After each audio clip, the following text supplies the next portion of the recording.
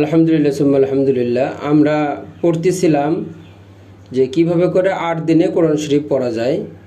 তার ভিতর থেকে আমরা আলোচনা করছিলাম জজম পর্যন্ত, হরফ, হরকত, তানবিন, জজম, তাসদিদ, মদ, নুন সাকিন ও তানবিন, মিম সাকিন, এই 8টা বিষয় যদি আমরা জানতে পারি কোরআন শরীফ আমরা সহজে পড়তে পারবো।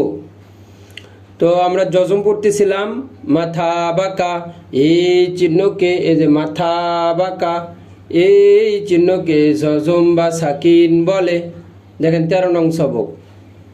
জজমালা হরফ তাহার ডান্দিকের হরকতের সঙ্গে একত্তরে একবার পড়া যায়। তো আমরা পড়ছিলাম হামজা ফা জবর আফ, হামজা ফা জের ইফ, এভাবে আর কি। হামজা ফা পেশ উফ, আফ, ইফ, উফ। আফ কি কায়দা? জজম। কেন? ফার উপরে ওই মাথা বাঁকা চিহ্ন আছে, এই জন্য আর কি। হ্যাঁ, তা জজমাল হরফ তো একা একা পড়া যাবে না, তার ডান দিকের হরকতের সঙ্গে একত্তরে একবার পড়তে হবে। হামজা ফা জবর আফ, এভাবে আর কি।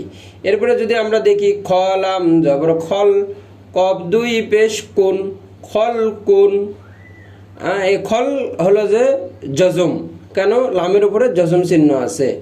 আর জজমাল হরফ একা একা পড়া যাবে না, তার ডান দিকের হরকত খর সাথে পড়তে হবে। খলাম জবর খল, জজম।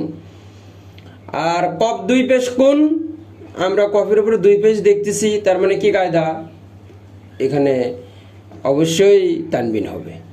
তো এখন আমরা সামনের সবকে যাই। জজম শেষ করলাম, এখন আমরা পড়ব তাসদিদ। তো তাসদিদ আমরা যদি বলি, তাসদিদ হলো দেখতে 3 কাটার মতো দেখা যায় আর কি। হ্যাঁ, মানে 3টা কাটা থাকবে তার উপরে, এটাই আর কি তাসদিদ। তো সহজে একটু পড়ি। তাসদিদের পরিচয় দেখেন, দেখা যাচ্ছে তাসদিদের পরিচয়। দেখেন এই যে বার উপরে যে 3 কাটা, এই যে বার উপরে, এটা আর কি 3 কাটার মতো দেখা যায়, তার নাম তাসদিদ, তার নাম তাসদিদ।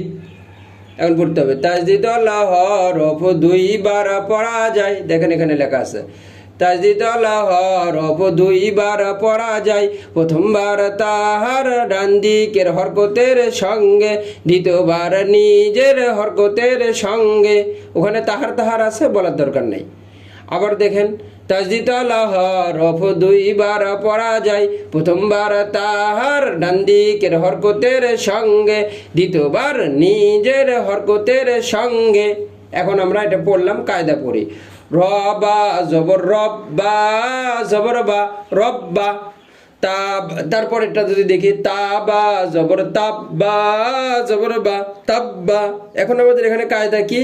রবা জবর রব, এটা তাসদিদ কেমনি হলো বলতে হবে। কেন তাসদিদ? এটা রবা জবর রব তাসদিদ। কি জন্য? এখানে রর উপরে হরকত আছে, আর বার উপরে তাসদিদ আছে। তো এই জন্য রবা জবর রব তাসদিদ।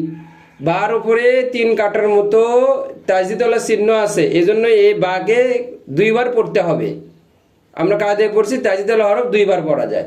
প্রথমবার কেমনে? র বা জবর রব, মানে রর সাথে একবার তাসদিদ, বা জবর বা হরকত, রব্বা। তা বা জবর তাপ, কি কায়দা? তাসদিদ। বা জবর বা, কি কায়দা? হরকত। তাহলে কি হলো? রব্বা, তাব্বা। তো এইভাবে আমরা সহজে কি করতে পারবো? কায়দা পড়ে শেষ করতে পারবো। তাহলে আজকে আমাদের 5ম নাম্বার বিষয় গেল তাসদিদ। হরফ, হরকত, তানবিন, জজম, তাসদিদ। হরফ এক ছিল, তার হরকত, তারপরে হরফ, হরকত, তানবিন, জজম, তাসদিদ। তাহলে তাসদিদ এটা 5 নম্বর বিষয় ছিল।